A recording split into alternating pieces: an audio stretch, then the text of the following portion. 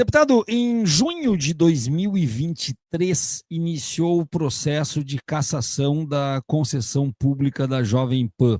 Hoje foram as alegações finais. Nas alegações finais, o Ministério Público Federal pediu à Justiça Federal de São Paulo a cassação das concessões da Jovem Pan. Segundo o procurador Yuri Correia da Luz, hoje à tarde, ele disse que a Jovem Pan mostrou-se indigna da aposta social que nela foi feita e contribuiu de forma sistemática e multifacetada para a radicalização da esfera pública. Nas palavras do órgão, as informações divulgadas pela rádio convergiam com campanhas de desinformação e ajudaram a abalar a confiança de parte da população nas instituições. Para o procurador, a Jovem Pan não se limitou a reproduzir conteúdos presentes em outros veículos, mas assumiu uma posição central. E ainda cita que programas da emissora extrapolaram os marcos constitucionais e diz que está relacionada a conduta da emissora com o contexto que levou o ex-presidente a 27 anos e 3 meses, porque, segundo o Ministério Público Federal, a Jovem Pan foi peça fundamental na tentativa de quebra da normalidade democrática. O Ministério Público argumenta que a justificativa de que a emissora apenas refletia debates de outros veículos não se sustenta. Um comentarista da própria rádio chegou a afirmar que o jornalismo da emissora era o único que estava discutindo os temas em questão. A Jovem Pan ainda não se manifestou até o momento, mas essas foram as alegações finais e o pedido, então, de cassação de concessão pública.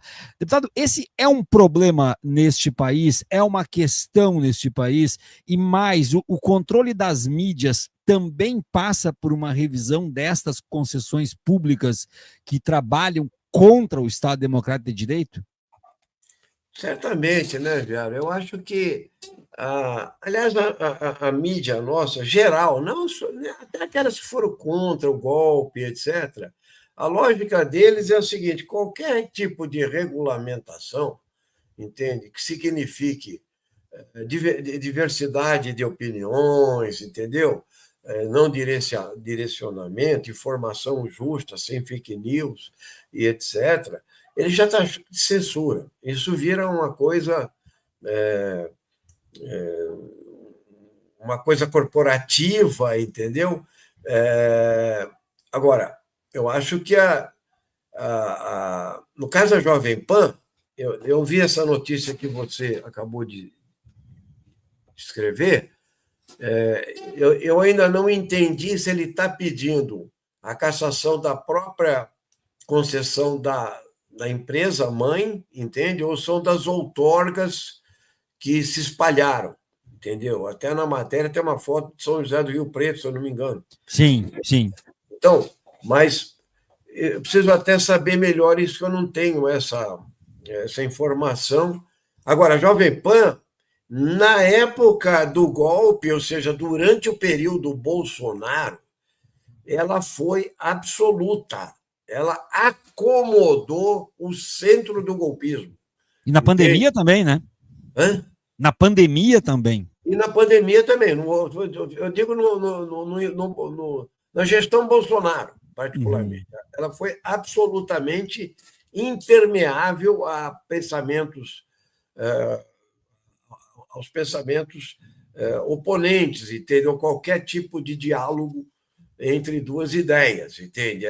Foi um massacre, porque é o Figueiredo, esse delinquente processado e condenado, esse sujeito é um golpista plantado dentro do Pentágono, vamos chamar assim, entende? Ou seja, neto do ditador Figueiredo. E assim, o sujeito ele participou diretamente do golpe, da inflamação dos generais, entende? Ele foi. Não estou falando só dele, esse Constantino e toda aquela turma que depois saiu, foi parar na Revista Oeste, como você sabe. O núcleo foi para lá, porque a Jovem Pan percebeu, quando o Lula ganhou, ia sobrar para ela, de cara. Claro. Então, eles já deram uma girada, continua lá, mesmo programas com 4 um apresentador e 3 ou 4 debatedores, tudo com o mesmo pensamento de extrema-direita, tal. Ou então eu vi o pior dos programas e que tem maior audiência, porque eu faço questão de dar um giro no dial ali, no zapear, para ver o que eles estão pensando, né? E eu acho que eles deram um certo giro, mas, por exemplo, o programa Pânico, sim, aquilo é um antro, entendeu? De formação delinquente, entende? E assim, um programa de 2 horas, mas que dizem que tem a maior audiência da Jovem Pan. Por exemplo, o Nicolas Ferreira ficou 1h30 no ar. Eles só colocam lá, entendeu? Os amigos deles, os piores, a turma da pesada mesmo, os reis das redes sociais, que são de extrema-direita e fake news. Então, é óbvio, continua sendo isso. Agora, eles estão começando a abrir os espaçozinhos de noticiário até para a esquerda. Vários estão indo. Eu mesmo fui convidado para a Jovem Pan no domingo, só entrevistado, não foi nem debate. E fui num debate com a Adriana Ventura, era num programa que ele estava estreando com aquele cara que tinha sido da Jovem Pan, foi para a Cultura, que é aquele professor da UFSCar, estou esquecendo o nome dele aqui agora, eu já lembro dele, entendeu? Mas ele é um cara que hoje está contra o Bolsonaro. Então, arrumaram um programa para ele lá. Mas se você vê o conjunto ela continua sendo uma programação de extrema-direita e referência para o público bolsonarista e etc. Então, é lógico que a Jovem Pan está sentindo esse ferrolho aqui que a PGR está em cima, entende? E eu acho que eles também estão sentindo que é necessário uma abertura um pouco maior, que é possível fazer debate com contraponto, você está entendendo? Mas mesmo mantendo uma hegemonia conservadora. O pessoal que está dizendo que foi o Marco Antônio Villa, o professor, foi isso? Não. O Marco Antônio você falou? Villa, isso, o Villa, exatamente. O Villa me convidou lá, eu até fiquei assim, fiquei com a minha assessoria, falei, Jovem Pan. Aí fomos lá e foi tudo tranquilo, foi um debate longo, de 1h e pouco e tal. E não teve problemas. E nessa entrevista também não teve problema. Eu achei que era uma entrevista, o entrevistador, eu responderia o que eu queria e tal, entendeu? Não teve manipulação de debate, etc.